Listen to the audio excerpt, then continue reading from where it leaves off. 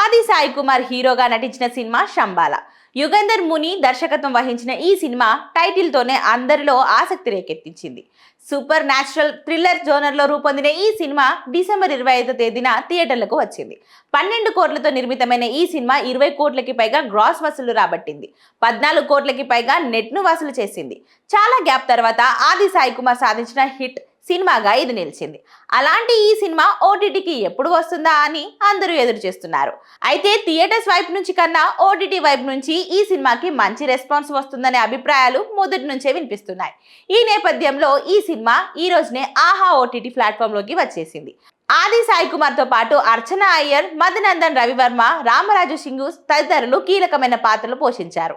కథా విషయానికి వస్తే శంబాల అనే ఒక మారుమూల పల్లెలో ఒక ఉల్కా పడుతుంది. అప్పటి నుంచి ఆ ఊరిలో అనూహ్యమైన సంఘటనలు చోటు చేసుకుంటూ ఉంటాయి. ఆ ఉల్కాను అందరూ కూడా బండభూతం అని పిలుస్తుంటారు.